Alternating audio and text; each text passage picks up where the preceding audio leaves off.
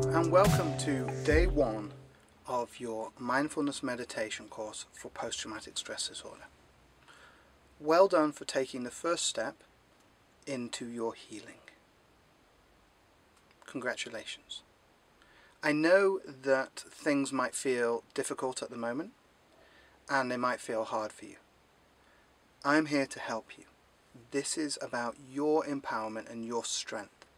The entire time we're talking, I want you to just be noticing your breath. The first thing that and the most main important thing that we're talking about is that allowing the breath in and allowing it out. And then we're going to go on to talk about the actual techniques and the different reasons of why something's happening. When I'm talking to people who are suffering from post-traumatic stress, a lot of time the question comes up as to why it's them, why they're suffering, what's happening. So first off, I want to go in and talk about that. What's happening, why it's happening. But before I do, I want to talk about your emotions.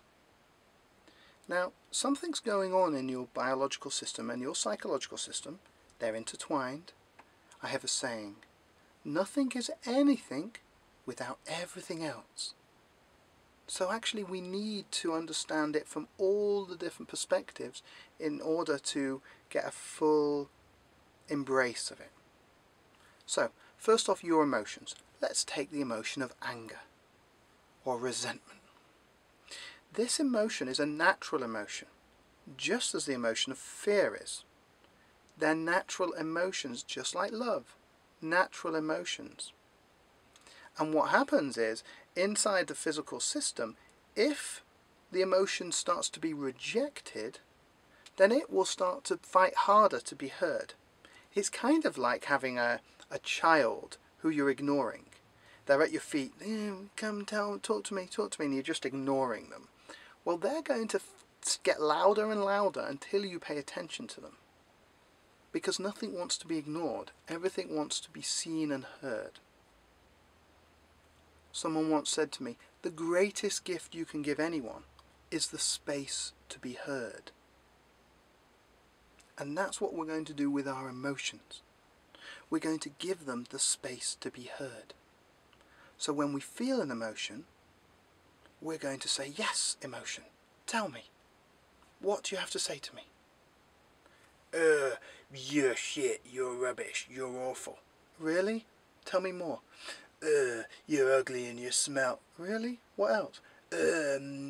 Well, you've never let me talk until now. I don't have anything else to say. Oh, really? Well, let me know if you do. Okay.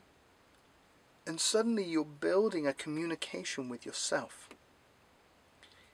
You see, what we do as humans is we try and reject what hurts. It's natural.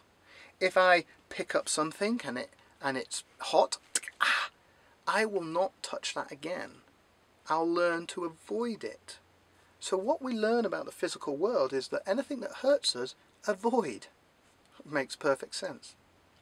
However, inside the internal world, the psyche, the emotional centers, if an emotion hurts you, you can't really pick it out and drop it. Which of course is what a lot of therapies try and help you to do. Let it go, get rid of it, come to terms with it so that you can part. You know, you come to terms in a divorce. Come to terms. We don't want to come to terms with our emotions. The key, the secret, is to embrace the emotion. Breathe it in. Inhale it. Bring it in and closer to you. I know it feels counterintuitive, but it's kind of, the example I give is this. Let's say I have a jacket that I'm holding in my hand like this. I'm holding a jacket, and I go around and I'm walking around the world trying to perform and do my daily tasks with a jacket under my arm.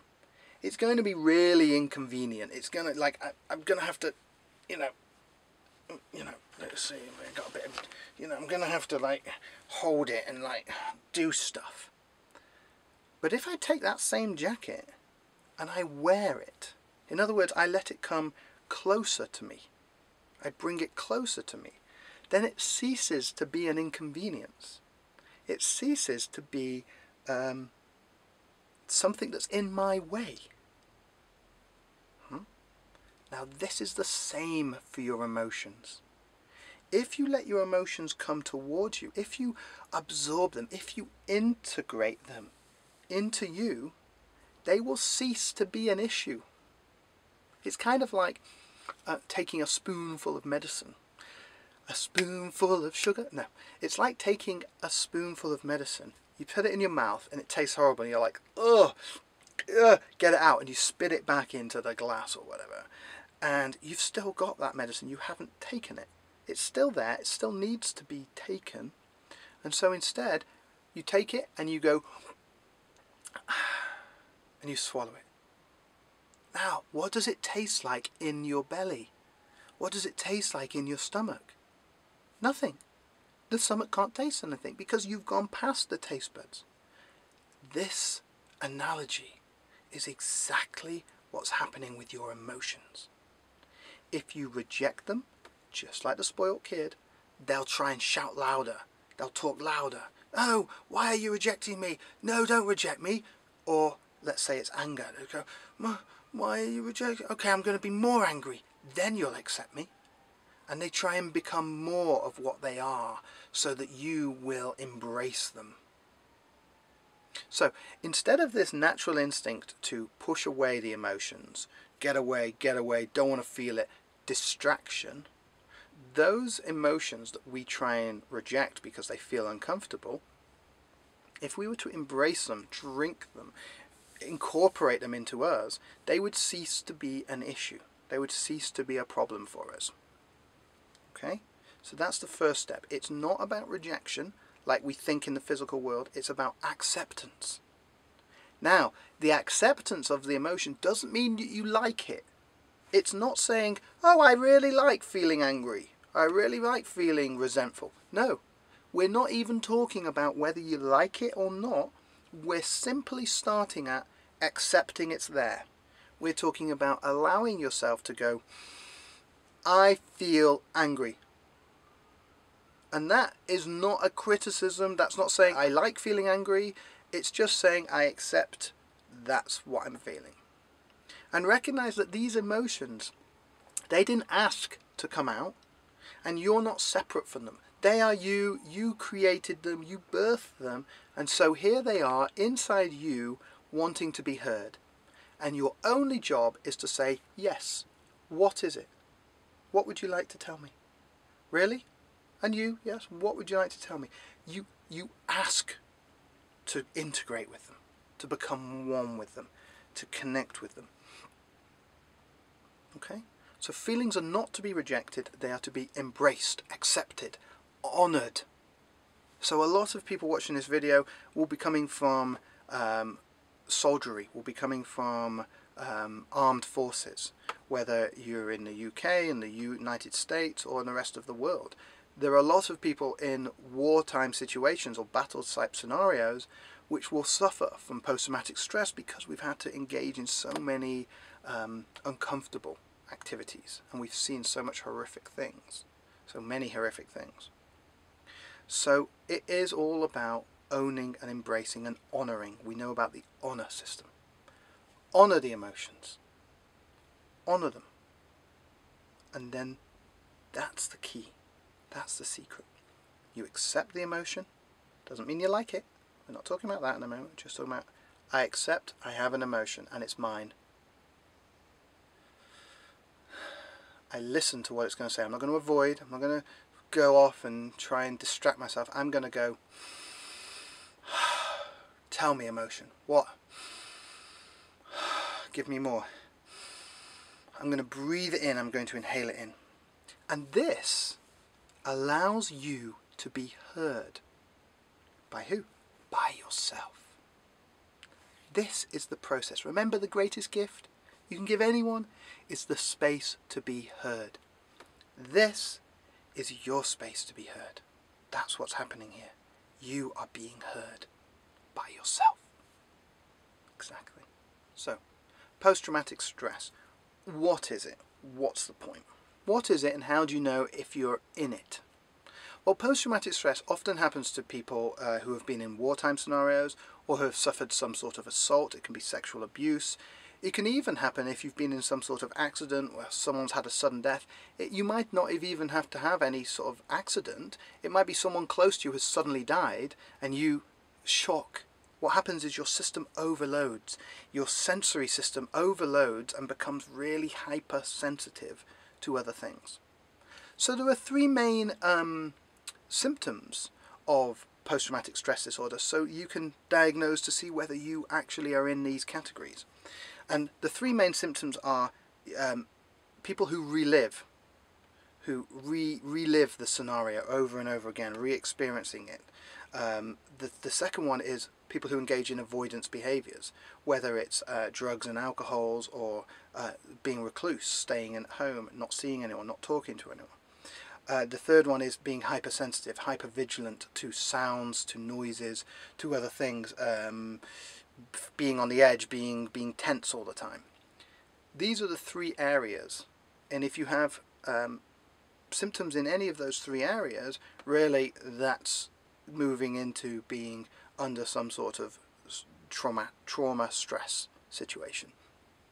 And this course is for you. So at this point I'd like to bring your attention back to your breath. The most important thing is the breath, and the reason for that is this. When you inhale air, have you ever thought how the air actually gets into your lungs? You don't have a magic fan at the bottom of your lungs like a vacuum cleaner sucking the air in. No.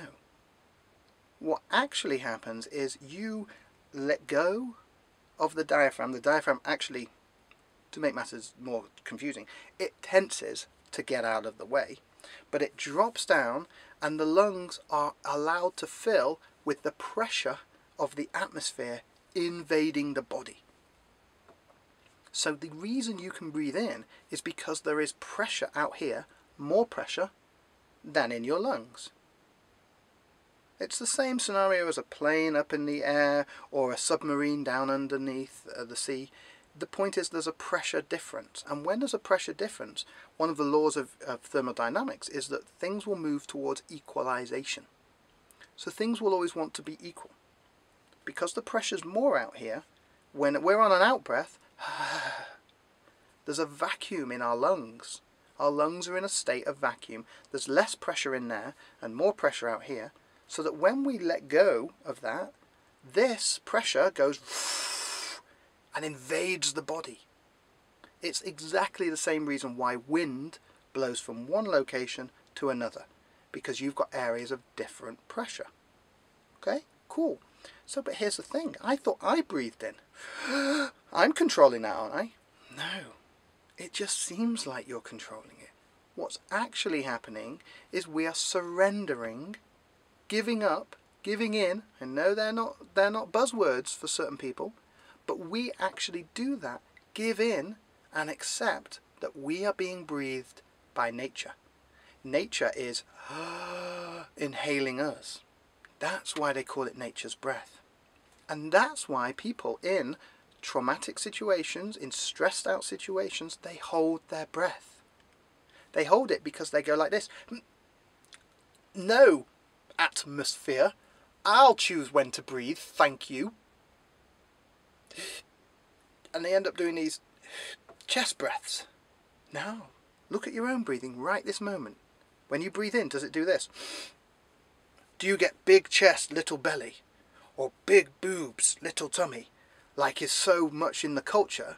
You know, the cultures of our countries are so much more, you know, you have to have a big chest if you're a man and slender six pack. Or the same for a woman. You have to have big chest and slender stomach. So notice, do you breathe like this? In which case you're taking half a shallow breath because you don't want to let go of the diaphragm, because you don't want to surrender to nature. Do you get it? You don't want to give in to being had by some external force. But that's a trick. Because here's the key. Your vibrancy, your healing, your power, your force, your power, your strength is completely intertwined with being one with nature, with being connected to nature. The word faith means to become one with. Having faith in nature or God or the oneness is becoming one with that thing. Just like the word yoga, we'll talk about yoga later, but just like the word yoga, yoga means to become one with. Same does faith, to become one with. So the question is, are you going to let yourself become one with nature? Or another way to put it, are you going to allow yourself to become one with God? There's the question. Now you might be angry. No, I don't want to. I want to reject them. Okay, but in rejecting them, nature, you're also rejecting yourself. And that's fine if you want to go down a rejection path, the self-rejection. There's nothing that can be done because you're just going to self-reject and you're going to hold stubbornly to it. The question is, how willing are you to heal? You're clearly some way willing because you're watching this video. So it's about acceptance. The first thing we were talking about is accepting emotions. Now we're talking about accepting nature, accepting the rhythm, accepting the breath.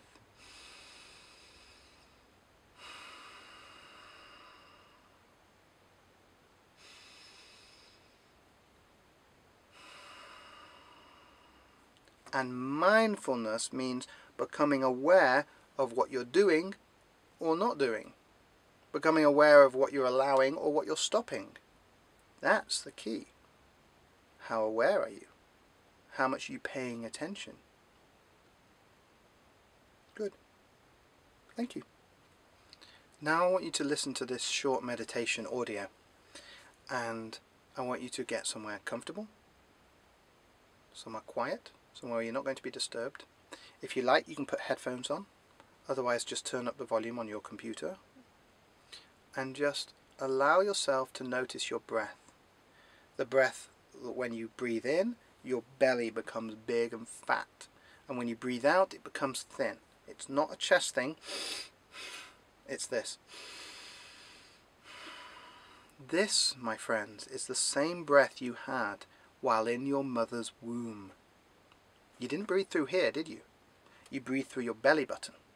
And that is what I call the umbilical breath. That's the breath I want you to start to breathe again.